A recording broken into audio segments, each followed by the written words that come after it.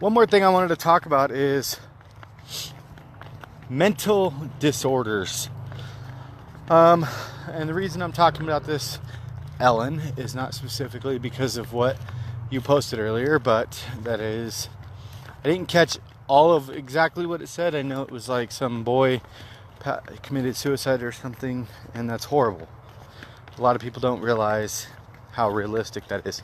Also, furthermore, I would say that is not your fault, Ellen. Don't internalize that stuff. Okay? It's difficult. You know, my brother held a gun to his head and blew his freaking face off.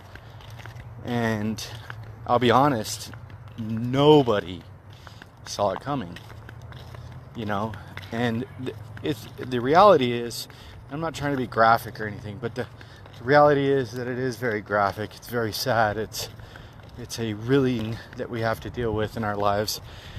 And the reason I was bringing it up is because specifically I feel like I've been struggling mentally. I'm not saying like I'm having thoughts of suicide or anything, because I'm not. Because I know at that point I would go to a doctor. That's a really nice night. Isn't that cool? It looks cool. It's not like super hot right now, which is really rare. Makes me wonder. But maybe I could walk here more. Maybe I wouldn't get in trouble. Maybe I could be like, you know what? I'm just watching the grounds for you guys, or I'm the one big impact security. I'll dress up like a security guard or some shit. No.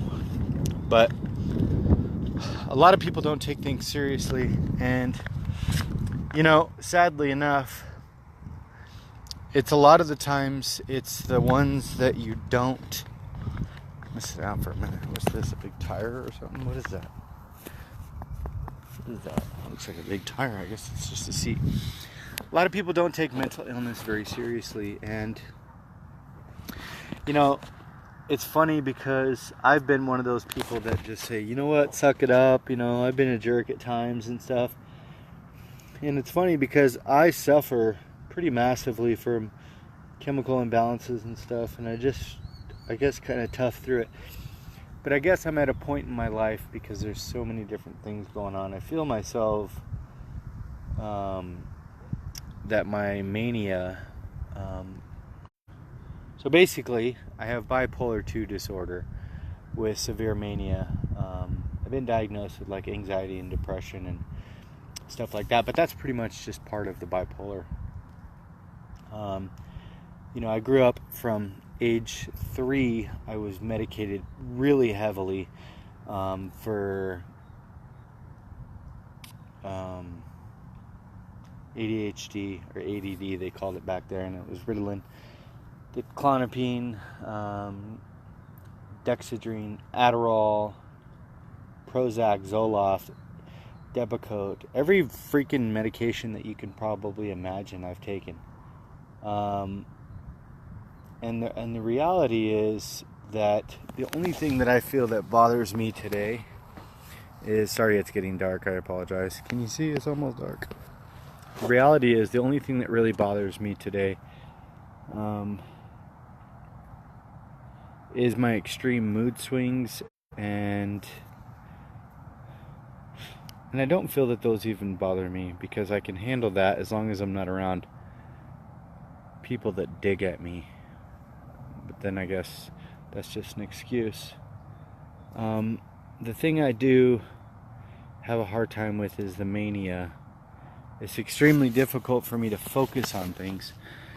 And I guess that's why I kind of talked about this evening, is because I ordered, just about a few minutes ago, I ordered something called lithium orotate. Did some research today. Lithium carbonate is like the prescription version, and apparently lithium orotate is the naturaler version, and you can buy it online. And I think something's biting me, so I'm gonna get walking again. But you can buy it online, and I did, through Google Express, so I know it's safe. Read the reviews and stuff like that. I talked to some different people about it and different things, so I ordered it, and apparently it's supposed to help with mania and things like that. Which, am I in the group? Where am I? Am I in healthy living? answer me. But a lot of us suffer from different types of chemical imbalances. And I will say, 90% of the time when somebody is suffering and they are suicidal or they're having thoughts of harming themselves or whatever, it's not as easy as you would think. Is that an owl? Okay, that's a fake owl. See what I'm seeing? It's a fake owl. There is owls around here. I think that takes away the birds or something. I didn't even know there was water over here. What the hell? Look at that. There's water.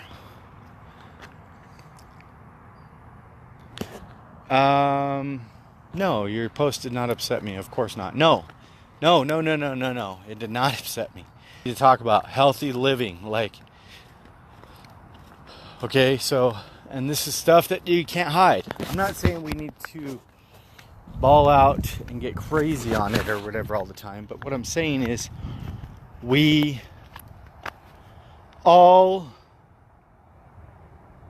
are affected by mental health, mental behavior disorders somehow. It's kind of like drugs. We all know a drug addict. We all know somebody that has something wrong upstairs. Doesn't make them bad. It doesn't make us bad. It just means that it's like picking apples off a tree. Sometimes you get apples that are perfect. Sometimes you get apples that look like they were thrown up against a wall. And maybe my brain was thrown up against the wall. It's not no big deal. It's just life, and that's how it goes sometimes. I wish I kind of lived out here in this peaceful little area here. We got to get circling back because I only got 17% left. And I actually need to continue walking because this is about cardio, Jonathan. What the heck is you doing? I had to sit down, though, for some reason. I just felt like I should sit there. My stomach is feeling better, less full. A lot of the times when people are suicidal or people are getting sad or something like that, you have to remember that you're not going to necessarily see signs. That's kind of what you have to remember. Just because somebody seems perfect and stable on the outside and stuff like that does not mean that's true, okay? And a good general rule of thumb is if you look at somebody and you can tell that they are disconnected from society or disconnected from friendships, or you just can tell that they don't talk to people, they're not social or whatever, or they're just, maybe something's going on. A lot of the times it's a vibe. It's not going to be a verbal thing. It's not going to be something that just jumps out and gets you. But if you feel an energy sometime, if you feel an energy and you see somebody, and a lot of the times, and this is going to sound kind of weird, but it's hard to explain. So for the lack of better terms, I apologize if I'm not, and I know you can't see me, but it's not completely dark out here yet. Can you see the sun? If you see somebody that you can just feel that something's off, talk to them. Say, hey, what's up? How you doing? I'm pretty famous for that. I don't want to say this the wrong way, but I am a fighter for the underdog. I've always been the underdog. If anybody ever has developmental disabilities or anything, if they're wheelchair or whatever, I am the guy. I'm the protector. I'm the hangout guy. I will freaking do anything, bend over backwards for somebody that does not have the same ability, that all of us do.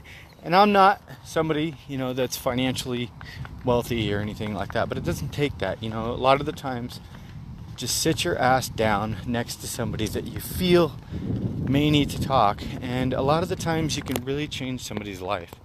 I was watching this TED Talk the other day, and it was about this guy, and it was something that you could probably watch it pretty easily. I'm not saying it was the best TED Talk ever, but his TED Talk was, I was almost a school shooter. And he was talking about some stuff and things like that, and his family ended up kicking him out and things like that. And I don't know if the story is true or not. I'm not here to answer that. But what I'm saying is, the way he explained the last part was really interesting. And I've been down and out. I've been in the place mentally. in my past where I wanted to commit suicide. You know, there was a time in my life where I would drive down the road and I would wonder, you know, if I just cut that wheel as hard as possible, it could be over. You know, and I used to think that stuff a lot, and I don't think those thoughts anymore, you know. But I have been there, and he was like, yeah, man, I was staying in in my friend's room, and everybody hated me except for this guy, and he used to treat me just like it was a Tuesday. And the guy would come sit next to him and would, you know, bring him some juice and just chill with him and stuff. You know, it wasn't about money, it wasn't about who they were, it wasn't about what he could do for them or what the other guy could do for him or something like that. It was just being, you know, pretending, not even pretending, just being, existing, you know, and being in somebody's company or something like that. So I guess what I'm trying to say is if you feel that somebody's down, or you haven't heard from somebody and you know they have struggled before, or maybe are going through some stuff, just give them a ring, you know, give them a ring, see how they're doing. Go sit next to somebody that you see. Maybe you see somebody that is just sitting in public on a park bench, and I don't know, maybe and it's funny when I say this, it's going to sound weird, but maybe they look like they don't have friends. And you know, I might look like somebody that has friends, but I really don't. But what I'm saying is somebody that wouldn't be super social, or maybe they look a little more reserved or something like that. Maybe they're just scared to reach out and talk to somebody, because you really can make a huge impact on somebody's life by just stopping and saying hello. It's not about trying to fix somebody's problems. It's not trying to figure out, you know, what makes them tick, or asking them if they're psychotic or anything like that. Like, that's not the shit that helps. You know, the shit that helps is just sitting there and maybe letting them know that everything's all right, you know, and not even letting them know like that. Just sit there and chill with them, and you know, and make sure that they know the world knows they exist. Because a lot of the times, you know, people that do horrific things to themselves or others just really don't know that they matter. And, you know, sitting with somebody, or, you know, just hanging out or chatting it up with somebody can really make a huge difference in somebody's lives. And I know that sounds silly, but like, I've had multiple people, and I have the kind of like this sixth sense with people, and I can kind of feel, you know, the energy of somebody when they're going through a hard time or something like that. And I'm that random guy that will stop in a fucking airport, and I'll sit next to you and be like, hey, what's up? And they'll look at me like, what? And I'm like, how's your day? How's life? And they're like, what do you mean? Nobody says that stuff. And it's like, well, everybody should, you know, you matter. What's up? What's going on? How's your day? Where are you going? Where are you traveling? And they're, you know, and you end up, by the time you leave, you know, a lot of the times, if just bringing a positive outlook on life to somebody that's struggling, can really change a lot. You don't know the impact of just a short conversation that it'll have on somebody. And you don't have to go into it thinking that you're going to change their life, because you may or may not. You know, 50% of the time you might be sick, and the person is perfectly fine. But think about it, you know, if one person out of 30, you know, you gave them a little light at the end of the tunnel, I think that's massive. And a lot of the times, like Ellen said earlier, you really don't know what people are going through. People look sometimes fine on the outside. And I talk about, you know, hardships and stuff like that, being poor, living with my mom in a trailer, and, you know, being homeless with my kids, and being stabbed multiple times and stuff like that. You know what, a lot of the times that's the easy people, you know, like, you don't know, you know, there's a girl out there that's being harmed by an uncle or something, you know, sexually or something, and that's shit.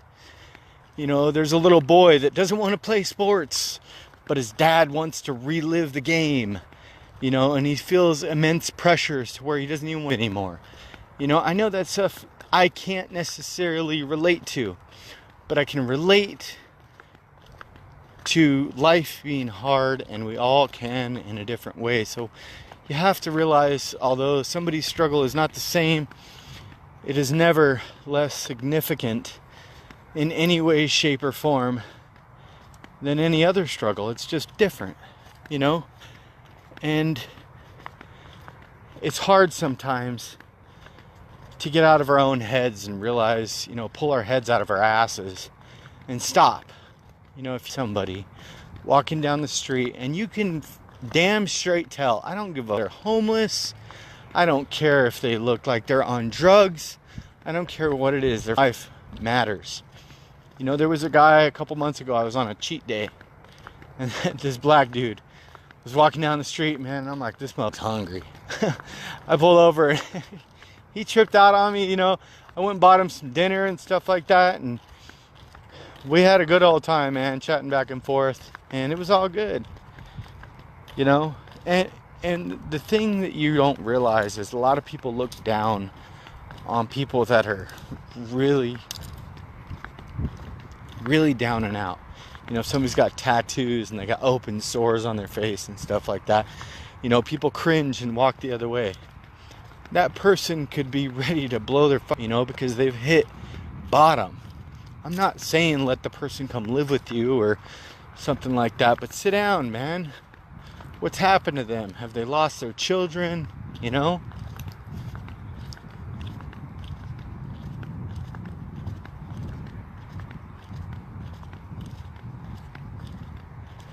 Do they have somewhere to go?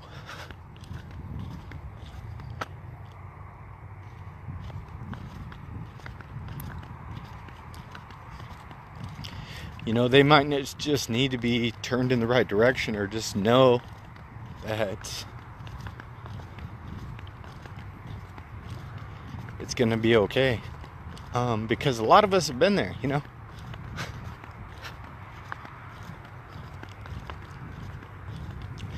I think just don't discount ever, you know, if people are going through a hard time. Don't look at people for what they are on the outside, because you really can't see what's happening inside them. But if you can feel it, you need to stop. You need to talk. You know, a lot of people are so scared of, you know, people are gonna hurt them and shit. The people that you're most afraid of are probably the people that would die for you. You know, you see big scary people with tattoos and all these gang signs on them and stuff. Those are the people that would probably protect you and not be scared to, you know, keep someone safe. Because maybe they were beat up, or, you know what I mean? Like,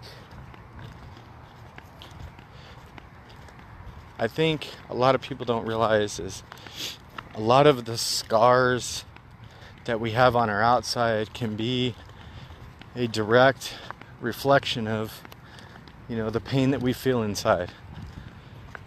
You know, so when you see somebody, don't judge them for what they look like on the outside, because, you know, I've dealt with that myself. I'm not saying I look like something, but, you know, people have called me skinheads, and I've been in multiple fights because people think I'm racist because I'm a white dude with a shaved head and a bunch of tattoos. That don't mean shit, you know. I was born as a white dude, and I shaved my head because I don't like hair, because it drives me. And I have tattoos just because I have tattoos. You know, nothing means nothing. It's just self-expression, and, you know, it's sad that, and we all do it. You know, I do it. We all look at people and judge them by what we see, and it's bullshit. We shouldn't do that. But it's kind of something that just happens, I guess. But thank you, Ellen. Thank you, everybody, for listening. Thank you for continuing to live your healthy life. And you have to remember that living a healthy life is living a mentally healthy life too. And that's part of what I'm focusing on myself as well. And I think it's important that we all do. You know, if you're suffering from depression, or if you're suffering from thoughts of suicide or harming yourself or harming others, there's a suicide hotline. Get on your damn cell phone, you know, anybody that ever watches this, and just Google suicide hotline. There's a hotline, trust me. I've called it. And you don't have to be afraid to go get help or anything like that. If you suffer from, don't ever downplay your issues either. If you feel like you're like, oh, I don't want to burden people. A lot of the times, what people don't realize is people that are suffering from mental illness feel like they're a burden on society. They feel like they're a burden on anything. They feel like if they reach out, they're just an even bigger piece of shit, you know. So people are like waiting for people to say, I'm going to commit suicide. It doesn't happen like that, okay? Feelings are far more complex than we could ever imagine. And I think it's important, like I said before, to just focus on, ow, just hit my toe. Focus on the energy that you're getting from people, because energy doesn't lie. And I'm not trying to get all spiritual on you and shit like that, but you can feel it, you know. Listen to your senses, listen to how you feel about different people and stuff like that. And it's okay, you know, it's okay to stop and talk to people. My son is like that. He will walk up to anyone and just start talking to them. He picked on pretty bad. I used to worry about him doing something to himself. But one day,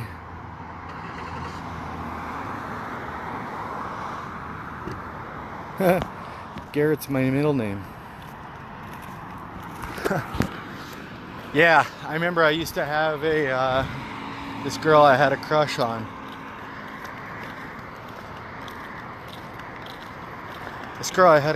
Her name was Sarah Leslie. And she was a really super popular girl. You know, I don't have a lot of time here. I think my phone's gonna die, but I'm way done with my cardio. It's just kind of like a light walk. It's like 35 minutes. She was dating this guy named Sean. And Sean used to think it was funny to, everywhere he saw me, he would trip me at school. And everybody would laugh and trip me, like, not just trip me and I would fall on my damn face. This was 9th grade, going into 10th grade. And his girlfriend, you know, would always kind of stick up for me. And I won't go into some crazy details or whatever. But I met up with her later in life, and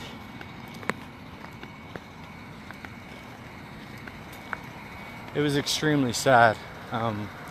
Most popular girl I had a crush on had completely fried her brain on heroin and meth. And she was with, obviously, a different dude, lost 4 children to the state. And of course I remembered her, I knew her. And every time she seen me,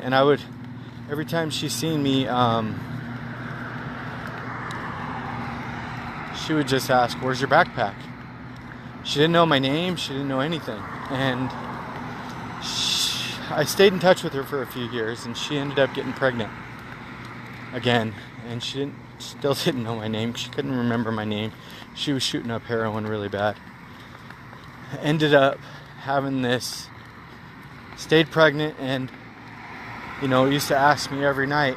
And I lived in Mesa, and she lived in Phoenix. She used to ask me every night, can I have ice cream? And I would drive to Phoenix